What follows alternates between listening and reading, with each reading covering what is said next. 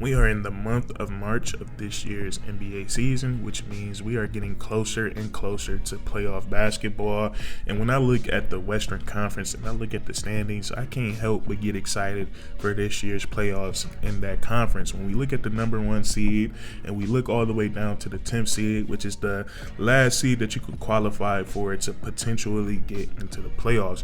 From the number 1 seed all the way down to the 10th seed, it is completely packed tight. Like, the standings are extremely close. Losing 1 or 2 games could mean a lot in terms of your place in the standings. So going down the stretch in the play-in tournament is going to be extremely fun watching these teams in the Western Conference. But we look at the team number 1 and we go all the way down to the 10th seed. The 10th seed in the Western Conference has a positive record, and they have a record of 4 games above 500. So that just goes to show you, and that team is the Golden State Warriors, and that just goes to show you how competitive it is over there right now. For it to be this stage, this deep into the season, and to be 4 games above 500, but you're still the 10th seed, I think that's pretty crazy.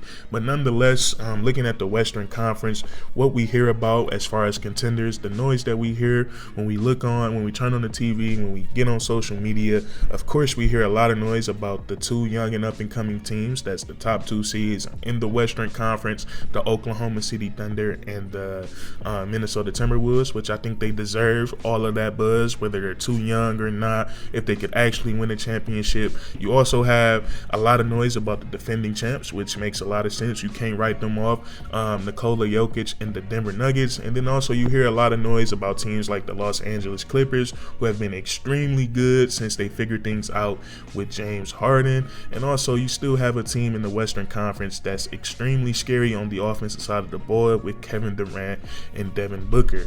But one team that I think gets severely overlooked, and I was really fixated on this team last season, and that team is the New Orleans Pelicans. I think this team has been getting severely overlooked, and I actually have a theory on why that's happening. I took a look at the New Orleans Pelicans. We all know they didn't send anyone to All-Star Weekend this year. Nobody on this team is putting up crazy eye-popping numbers, and I think this is playing into them getting overlooked. And I took a look at the New Orleans Pelicans. I looked at their player stats, and I looked at the minutes per game, and their minutes per game is a lot different than a lot of other teams, or at least at the top with the best players.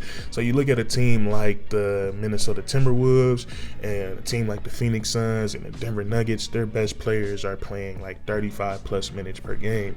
Kevin Durant on the Phoenix Suns plays 37 minutes per game. Devin Booker, 35 minutes per game. Ant-Man, Jokic, these guys are playing 35 minutes per game. And we take a look at the New Orleans Pelicans. The highest minutes played per game on this team is by Brandon Ingram, and it's only at 33 minutes per game. So I think this has played a role on the way that the numbers looked for the New Orleans Pelicans. But we also got to remember that this team has a different goal.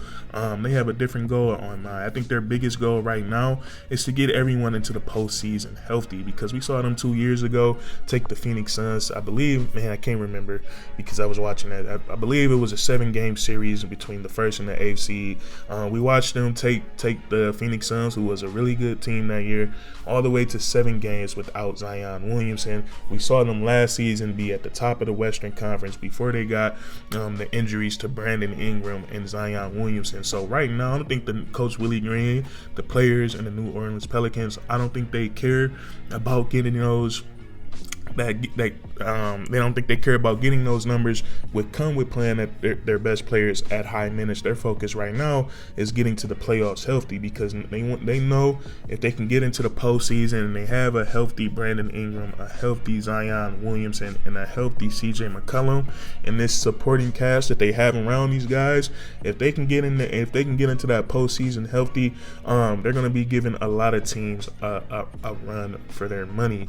And for teams who two best players' minutes seems a little bit limited. I think the New Orleans Pelicans, they've been extremely good so far this season. We just talked about how competitive the Western Conference is. Right now, the New Orleans Pelicans, they rank 5th in the West. They're 12 games above 500 with a record of 37-25, and they're coming off an impressive blowout win on the road against the Toronto Raptors. And we look at the New Orleans Pelicans, where they rank in some categories as a team. It seems like they're primed for playoff basketball. They have both a top 10 defense and a top 10 offense when it comes to defensive rating. They rank 10 in offensive rating, and they rank 6 in the NBA in defensive rating. Also, they rank 3rd in the NBA when it comes to 3-point field goal percentage. So not 3-pointers made per game, but 3-point field goal percentage. They do a great job at knocking down their open 3-point shots, which is very important for playoff basketball. And then another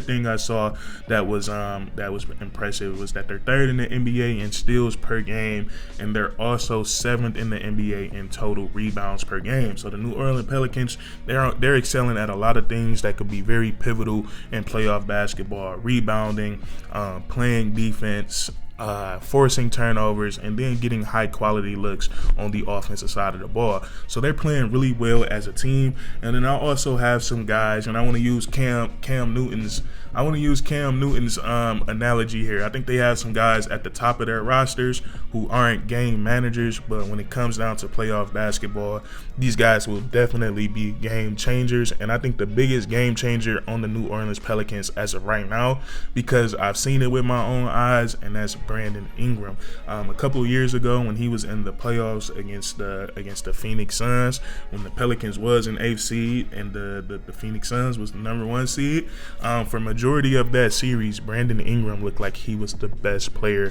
on the court. So I think this is another reason why you cannot overlook this New Orleans Pelicans team, because what Brandon Ingram did in the playoffs a couple of years ago, I definitely think he can replicate that, and he's proved that he's one of those players. Because when you're a good player in the NBA, something that you have to be able to do, and this usually happens. It usually goes one or two ways. Players usually don't stay the same. When it comes to playoff basketball, we either see a dip in the numbers or we see elevation in the numbers. And that year from Brandon Ingram, he took his game to a whole new level. And you guys, I can't tell you much about Brandon Ingram that you don't already know about. Tremendous size, tremendous length, but he plays the game like a guard. He's an elite 3-level scorer. He can handle the ball, gets in any spot he wants to. His midi pull-up ranks with the best of the best in the NBA. And then he's a sneaky good finisher around the rim, layups, dunks. He does it all, and then he's also a very, very solid playmaker. So Brandon Ingram, I definitely think he's one of those guys that's underrated, and I also want to say underappreciated. And it's because he's a very quiet person. He's not all over social media. He's not all over commercials. So it's just really a marketing thing with Brandon Ingram. I think if a lot of people tuned in and watched him more, they'll see how good that he really is. So Brandon Ingram, him being at the top of this team with Zion Williamson, I think that's going to make a huge difference. And speaking of Zion, same thing with him. I also think he has that ability to be a game changer. Right now, Zion Williamson, he's only playing 30 minutes per night, and he's still putting up 22, 23 points per game. And I think by the time the postseason comes around, his minutes are definitely going to get ramped up. But he's just like Brandon Ingram. He's also he's not a guy that manages a game. He's a guy that can wreck a game and take it over, simply due to the fact that at times and when he wants to, Zion Williamson can be unstoppable, and he can beat you in so many different ways.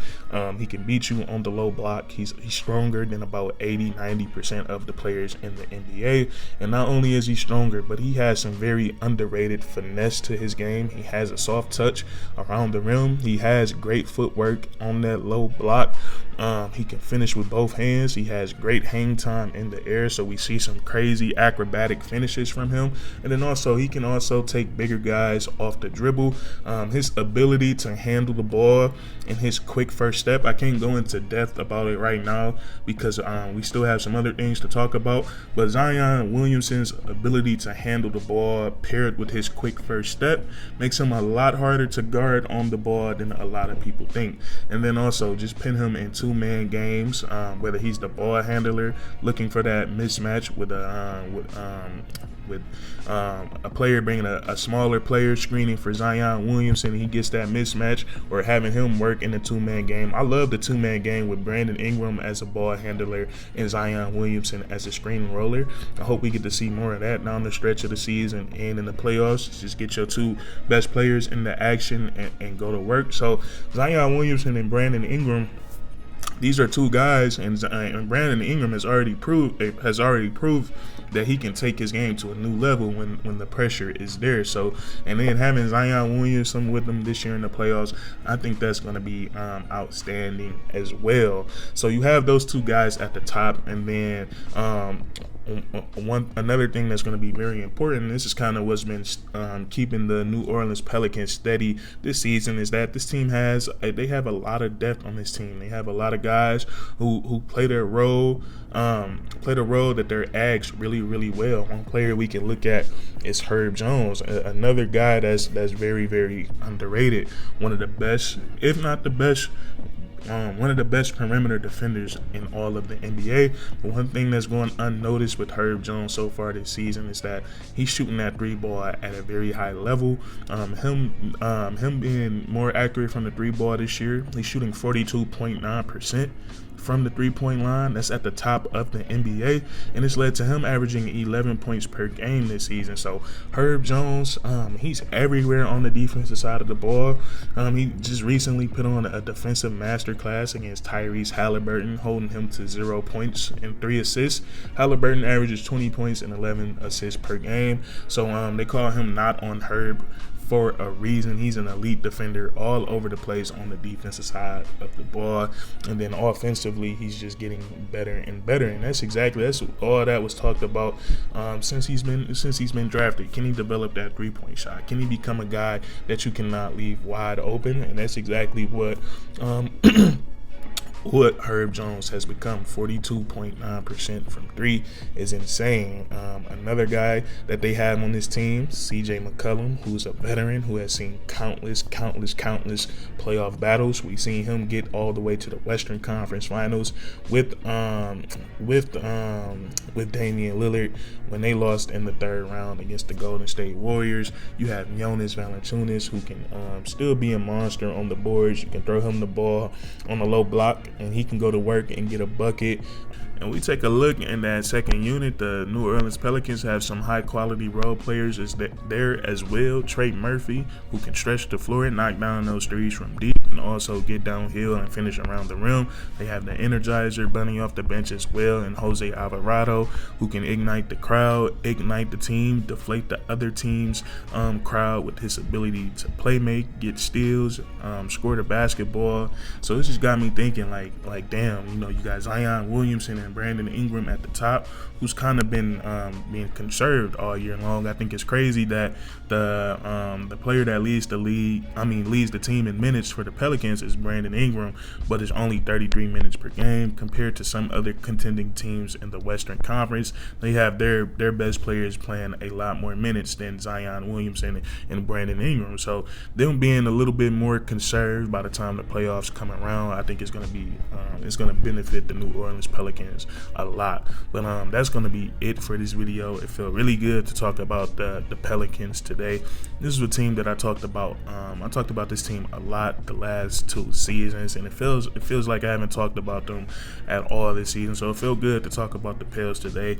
If you guys enjoyed, please leave a like, comment down below if you agree or disagree, and then subscribe for more weekly content. We do this all the time, man, and that's curtains.